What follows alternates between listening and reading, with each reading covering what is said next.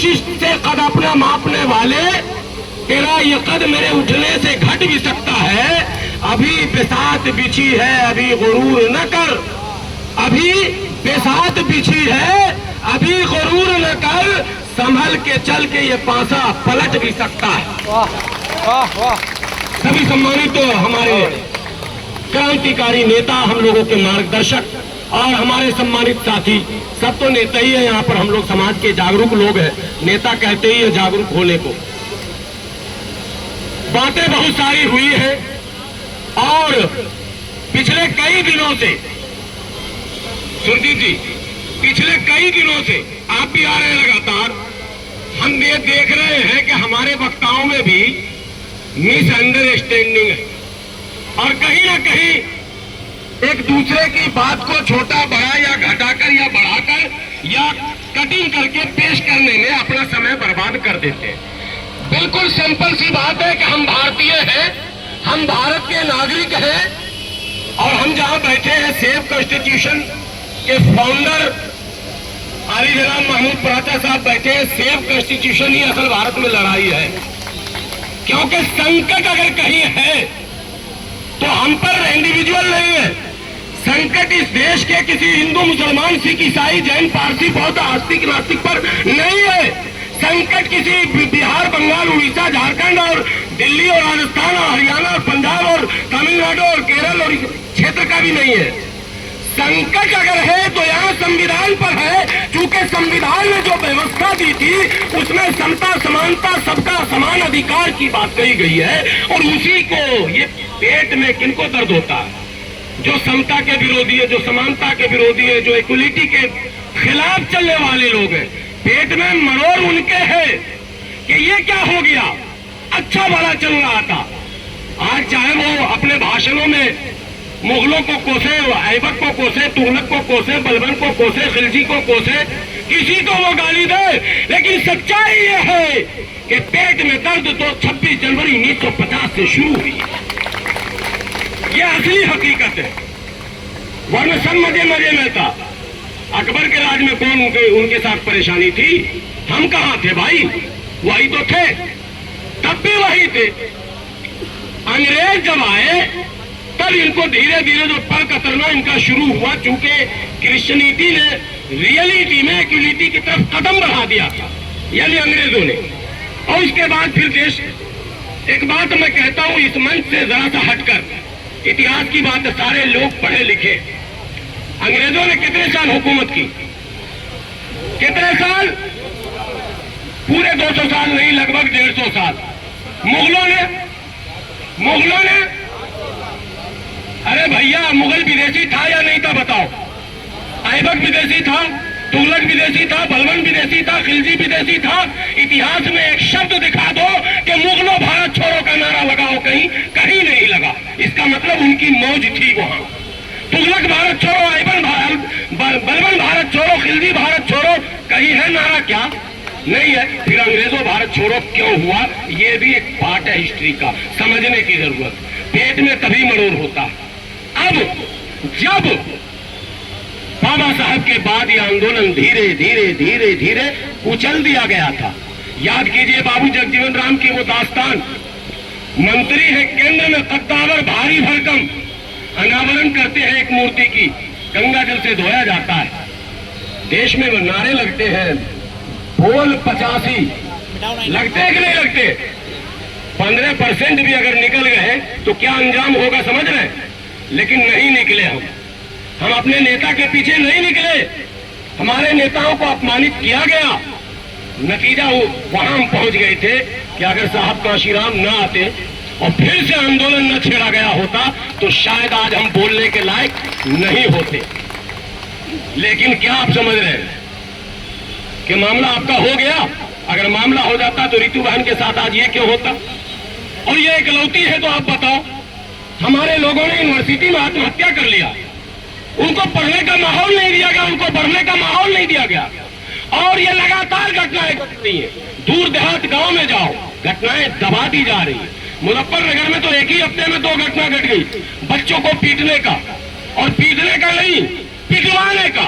अरे पीटना, अगर गुरु पीटता है तो 5 सितंबर है गुरु का दिन बताया जाता है। अगर गुरु पीटते तो एक बार को माना जाता कि गुस्से में गुरु ने पीट दिया। पीटवाने का मतलब क्या है? दलितों और पसमानदा मुसलमानों और खास करके आदिवासियों के बच्चे को, जो टैलेंटेड बच्चे होते हैं वो टारगेट पर होते हैं, उनको कैसे उनका मॉरल डाउन करना है, उनको कैसे उत्तेजित करना, आक्रोशित करना है ताकि वो पढ़े नहीं लड़े, पढ़ाई न करे लड़ाई करे, उनको आतंकित किया जाता है, विवश किया जाता है। ऐसा वातावरण इन लोगों ने बना रखा। लेकिन इसमें उन लोग दोषी नहीं है। अब सुनिए सुरजीत जी की मैं बता रहा हूं, उसमें वो लोग दोषी नहीं है, दोषी हम हैं।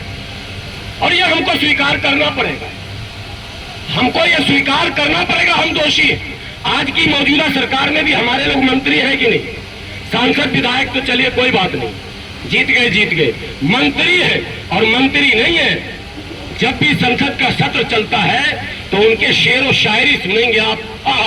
दुनिया का सबसे बड़ा नेता अगर वो बताएंगे तो किसको बताएंगे? शेर सुना है, नाम भी बतानी पड़ेगी कि समझ गए आप लोग? समझ गए ना? समझ गए आप? इशारे में समझिए। क्या बहुजन समाज के लोगों ने उनके घर मकान को घेरा? कभी घेरा? कभी आपने डाला वहां डेरा? कभी किया उनके जीवन में बखेरा?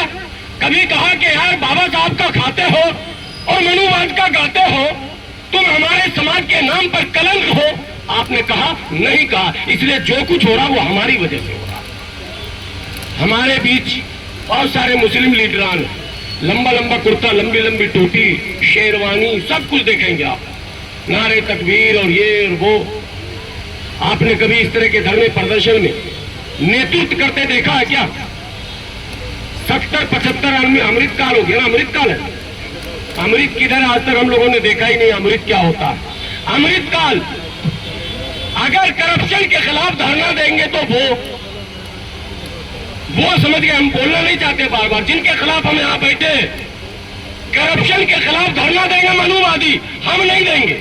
हम तो बचाओ बचाओ बचाओ, इस्लाम खतरे में, मुसलमान खतरे में, दलित खतरे में, आदिवासी खतरे में, सब खतरे ही खतरा हमारे पास है। और उनके पास नेता ही नेता लाइन लगा जा रहा करप्शन के खिलाफ। वो मैं नेतृत्व करते हैं पूरे देश में। आप लोहिया आंदोलन, जेपी आंदोलन, अन्ना आंदोलन, जितने आंदोलन का नेतृत्व देखो कौन कर रहा?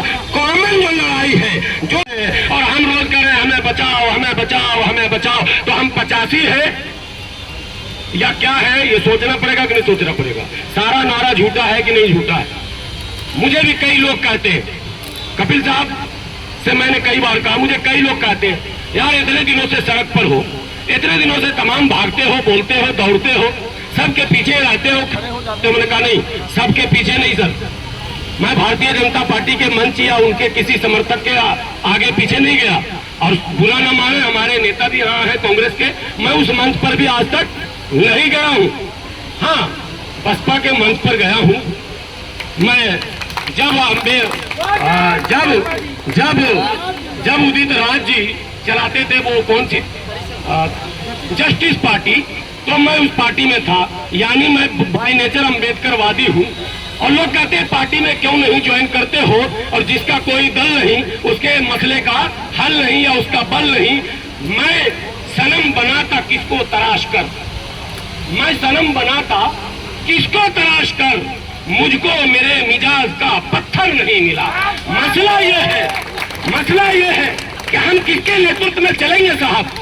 जिसको हम ताकत देते हैं, समझ में कुछ नहीं आता, यकीन किस पर किया जाए? गला तो भाई से मिलकर भी भाई काट लेता है। तरक्की की दुआ रब से भला किसके लिए मांगू, जिसे सर पर बैठाता हूँ वही सर काट लेता है। ये हमारे घर के भेदी जो है यही लंका ढा रहे हैं, जो बहुजन समाज के नाम पर, जो बाबा साहब के नाम पर, जो तथागत बुद्ध के नाम पर जो लोग राजनीति कर रहे हैं और जो धर्म के नाम पर राजनीति कर रहे हैं, ये सभी लोग लगातार अपने पीछे चलने वालों को कहीं न कहीं धोखा दे रहे हैं। इसीलिए मिशन कमजोर हो जा रहा है, आंदोलन कमजोर हो जा रहा है। या तो हम नहीं समझ पा रहे हैं, या तो हमारे बड़े लीडर नहीं समझ पा रहे हैं, या तो वो समझ रहे हैं हमें नहीं समझ समझा पा रहे। कुछ तो है मसला जरूर, कुछ तो है मसला जरूर। अगर सबको हम नहीं समझा पाएंगे और सबको हम हकीकत नहीं बता पाएंगे, क्या मजबूरी है हमारे उन नेताओं की जो मनुवाद के पोषण बने हुए हैं, उसके खुराक बने हुए हैं, उसको मजबूती प्रदान कर रहे हैं, उसकी रैलियों में भीड़ जमा कर रहे हैं, उसके चुनाव में उसके नारे लगा रहे हैं और उसके 1500 लेकर वोट भी डाल दे रहे हैं। पूछो उन लोगों से क्या मजबूरी है। ये हमारे नेता हमसे अगर नहीं पूछेंगे तो कैसे समस्या का समाधान होगा। लड़ाई डॉक्टर ऋतु की है, लेकिन मैंने जो बातें कही है वो बातें इससे हटकर नहीं कही है। बस अंतिम बात यही कहूंगा कि हमारे अंदर हमें झांकना होगा, हमारे अंदर हमें झांकना होगा कि हम सब संविधानवादी, हम सब अंबेडकरवादी, फिर हमें ये विवाद कहां से आ जाता है कि एक मंच पर भी हम बगैर वाद विवाद के मंच खत्म नहीं करते। इससे बड़ा दुर्भाग्य क्या होगा जब हम 100, 200, 500 की भीड़ में एक मत नहीं हो सकते, जब इस मनुवादी प्रिंसिपल के खिलाफ लड़ने के लिए भी हम एक मत नहीं हो सकते, तो आप इस देश के करोड़ों दलितों, करोड़ों बहुजनों को कैसे एक कर सकते हैं। ये सोचने का विषय हमारे लिए होना चाहिए, ये हमारे लिए चिंता का विषय होना चाहिए। इसी विनती के साथ, इसी निवेदन के साथ, अगर किसी की दिल आजारी हुई हो तो मैं माफी के साथ मैं माफी चाहता हूं, लेकिन एक विनती करता हूं, चाहे आप किसी भी दल में हो, चाहे आप किसी भी पार्टी में हो, चाहे आप किसी भी संगठन में हो, लेकिन खुदा की कसम आप हैं अगर भारतीय, आप हैं अगर अंबेडकरवादी और आप चाह रहे हैं कि संविधान अक्षरशः लागू हो, तो आपको ऐसी तमाम लड़ाइयों में यह न देखना है कि महमूद पराचा साहब नेतृत्व कर रहे हैं, कहीं वो न नेता बन जाए। यह न देखना है कि भानु प्रताप साहब अगर नेतृत्व कर रहे हैं, कहीं वो न नेता बन जाए, कहीं कपिल साहब न नेता बन जाए, कहीं सुरजीत साहब न नेता बन जाए। हमारे मंत्री जी पीछे बैठे हैं,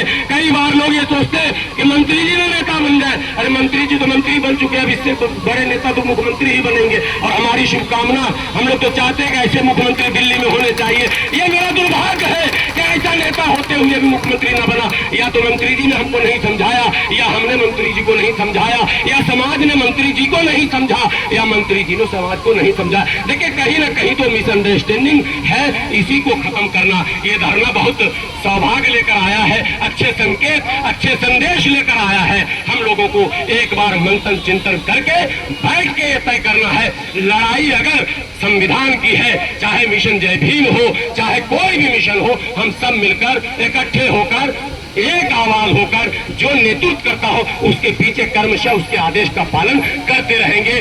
नमस्कार, आदाब, खुदा हाफिज, जय भीम, नमो बुद्ध।